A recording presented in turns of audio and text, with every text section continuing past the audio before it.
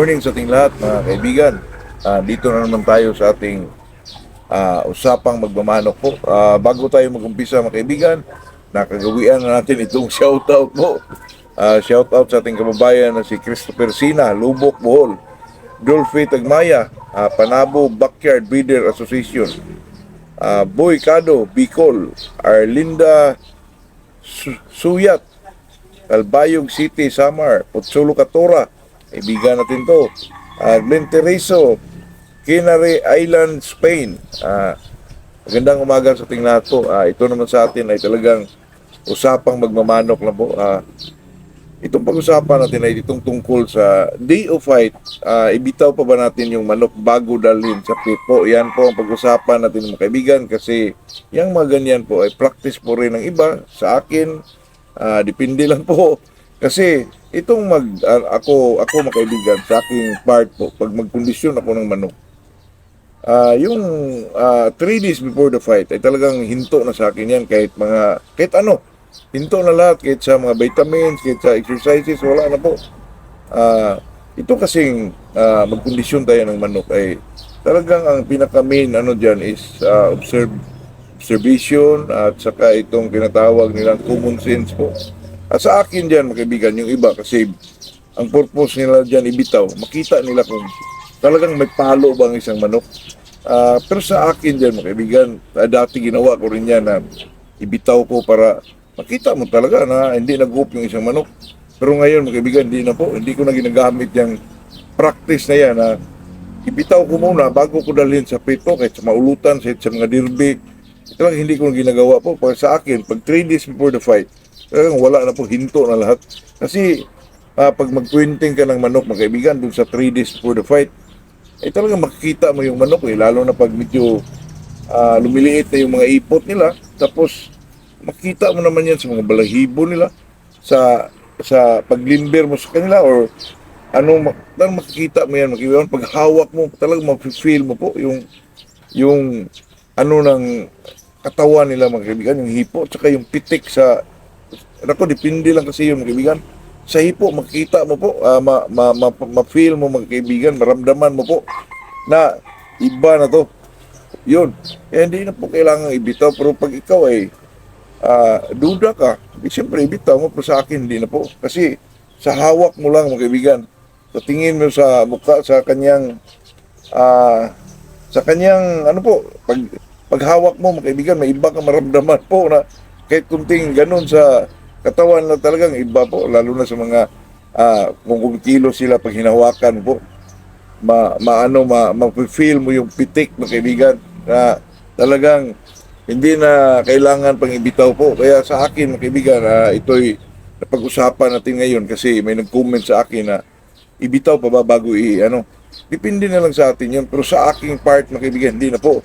Kasi pag 3 days for the fight, mag-quinting na tayo dyan, ang manok ay makita mo sa tayuan ng isang manok at saka sa kilo sila, mga kaibigan, kasi depende kasi yun sa manok. May mga manok kasi, mga kaibigan, pag magkondisyon ay napakakalma po, napaka-smooth ang mga kilos po. Mayroon ding iba, mga kaibigan, na medyo magalaw. Kasi mag ikaw ang kondisyon, makikita mo yun sa alaga mo. Ikaw nag-alaga sa kanya makita mo kung bakit ganyan, kung bakit medyo kalmado ang isang manok, medyo magalaw ang isang manok. Alam mo yun kasi kilala mo yung manok mo Kaya kung magkondisyon tayo ng manok, mga kaibigan, kahit sa mga ugali nila, kailangan pakiramdaman mo rin yun, mga kaibigan. Pero sa akin, mga kaibigan, yung ibitaw pa, ako, lalo na backyard tayo, kilala po natin yung manok natin po. Kaya hindi na kailangan ibitaw, mga kaibigan. Kasi pag ibitaw mo pa yan, ang first buckle yan na dapat doon niya may buho sa first buckle yan doon sa actual na labanan, makuhaan na yun, mga kaibigan. Makunan ng kunti na po.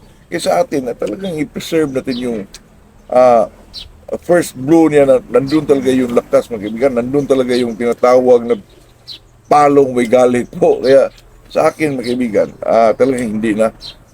Kasi ito kasing magmamanok tayo, alam naman natin na kahit sino ay talagang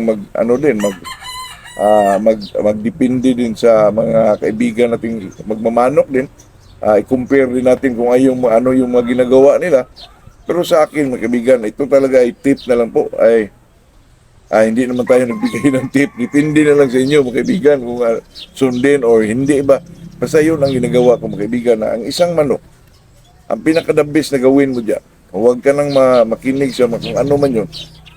Yung sarili mong obserbasyon sa manok po, yun ang yun ang pinaka susi po, mga kaibigan, na talagang gusto mong ipapanalo yung manok na yan. Obserbahan mo ng mabuti po. At saka kahit naman hindi ka masyado sa mga exercises mo o sa mga pinakain mo, pero mga kaibigan, sa obserbasyon mo makuha mo yun. At saka sa hipo po, at saka sa hawak mo, mga kaibigan, kilala mo talaga yung kunting galaw lang po, ay talagang maramdaman mo yun, mga kaibigan. Depende lang siguro, pero sa akin yun ang ginagawa ko po, na i-feel mo lang, mga kaibigan, i-feel mo lang kung sa hawak lang, makita mo na yun, mga kaibigan, na itong manok na to talagang may palo do. Kaya yun lang po. Tayo naman dito, mga kaibigan, ay hindi naman tayo eksperto, hindi naman tayo nagmamarunong. Sa atin lang ay sinasabi lang natin yung mga parang usapang magkaibigan na po. Ito sa atin, mga kaibigan, kung may magtanong na kung ano man yung dapat, yung ginagawa ko, yun ang sinasabi ko. Hindi ko naman sinasabi na sundin nyo. Pero sa atin, mga kaibigan, yung mga obserbasyon po, yan ang napakalaking bagay po sa magkondisyon ka ng manok, mga kaibigan. At saka yung 3 days for the fight, yung 3 days talaga, mga kaibigan, yun, dun ka sa manok, mga kaibigan, lalo na pag, siyempre, mag-point na ka sa mga ganong sitwasyon, mag-pointing ka na doon, mga kaibigan. Ay yung pointing naman, hindi ka naman siguro magkamali doon, mga kaibigan, pag eksakto yung obserbasyon mo po. At saka tayo naman, mga kaibigan, kahit sa mga ulutan lang, pag makita mo, kaibigan, na lumiliit na yung ipot, yun na yun. Huwag na tayo mag-isip pa na mayroon pang umano pa tayo sa ibang level, mga kaibigan. Baka mag-off lang yung manok natin, mga kaibigan, yung masyado tayong malikot po. Yun lang po. Tayo naman dito ay talagang enjoyment lang, mga kaibigan. Para naman sa ating mga kababayan na nanood sa atin kung ma-enjoy man. Pero dito, mga kaibigan, itong pagmamanok po ay sa akin talagang na-enjoy ako po, at saka makatanggal stress, mga kaibigan. Kahit ang manok dyan, pinakain mo, tingnan mo lang, talagang ma-enjoy na po ako. Ay kahapon, mga kaibigan, namili tayo ng mga square pens. Kasi itong square pens, mga kaibigan, para siyang makano ng space po, kuha kayo yung limber, mga kaibigan, masyadong malaki po, at saka medyo bukaka siya, pero hindi magamit yung spacing niya din doon sa pinakagilid niya po. Di katulad ng square pens, maliit lang, pero talagang magagamit sa manok na ikutan niya po. Kaya bumili ako ng 6 at saka isang fly pin po. Pero dagdagan ko pa yun ng square pins, mga kaibigan, siguro mga 10 po. Talagang magagamit natin to, at saka bili din tayo ng titi. Yun na po. Ito'y usapang maggumanok lang. Magandang umaga sa ating lahat po.